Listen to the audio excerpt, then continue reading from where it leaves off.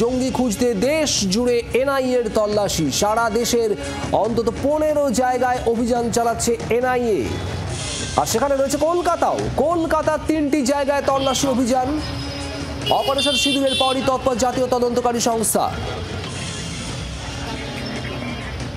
পিয়ালি মিত্র আমাদের প্রতিনিধি রয়েছেন আমাদের সঙ্গে সরাসরি। পিয়ালি, এনআইএ এর অভিযান দেশের বিভিন্ন জায়গায়, আর কলকাতাতেও ঠিক কি সূত্রে? একেবারে দেখো, এসপিওনেজ মামলাতেই কিন্তু এই মুহূর্তে ছবিটা তোমাকে সরাসরি দেখাবো। আমরা যে জায়গায় রয়েছি সেইখানে একটি ট্রাভেল এজেন্টের দোকান, যেখানে রিচার্জ হয়, মানি ট্রান্সফার হয়, প্রিন্ট হয়, সমস্ত কিছু হয়। সেই দোকানে এই মুহূর্তে এনআইএ তদন্তকারী অফিসাররা একটি নির্দিষ্ট সূত্রতে ধরে তারা এখানে আসেন, তল্লাশি অভিযান চালাচ্ছেন। তারা মোবাইল, ল্যাপটপ সেগুলো বাজেয়াপ্ত করেছে। বেশ কিছু সাসপিসিয়াস মানি ট্রানজাকশন পাওয়া গিয়েছে। এই মুহূর্তে তুমি দেখতে পাচ্ছ যে এনআইএর আধিকারিকরা তারা যে সিজার করেছেন সেই প্রসেস চলছেন। এছাড়া কলকাতায় আরও 2টো জায়গায় আজকে অভিযান চলে। মূলত তুমি জানো যে দিল্লিতে সম্প্রতি সিআরপিএফ এর একজন এএসআইকে গ্রেপ্তার করা হয়েছিল একটা এসপিওনেজ মামলাতেই, অর্থাৎ ওই সিআরপিএফ এর জওয়ান তিনি গুপ্তচর বৃত্তি করছিলেন অভিযোগ।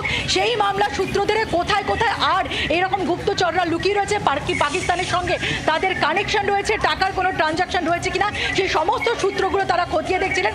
সেই সূত্র খতিয়ে দেখতে গিয়েই একেবারে যে দোকানে এই মুহূর্তে আমরা রয়েছি, যেখানে এনআইএর আধিকারিকরা এই মুহূর্তে তল্লাশি অভিযান চালাচ্ছেন, সেখানে একটি সাসপিসিয়াস মানিটারি ট্রানজাকশন এর তারা সূত্র পান।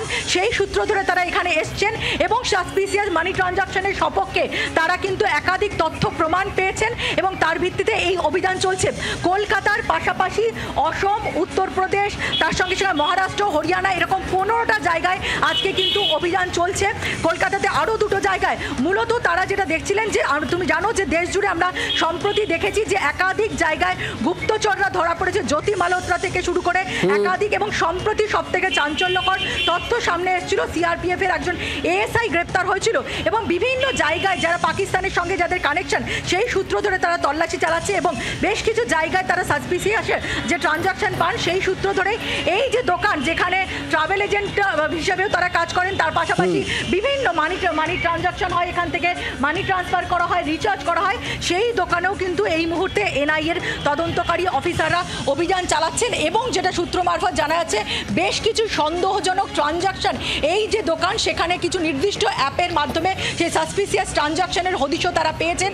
মোবাইল, ল্যাপটপ, তার সঙ্গে সঙ্গে বেশ কিছু গুরুত্বপূর্ণ নথিও বাজেয়াপ্ত করা হয়েছে। ছবি আপনারা দেখছেন, যে ছবি পিয়ালি দেখাচ্ছে, মোমিনপুরের এই দোকানে এই মুহূর্তে রয়েছেন এনআইএ আধিকারিকরা। ধন্যবাদ পিয়ালি।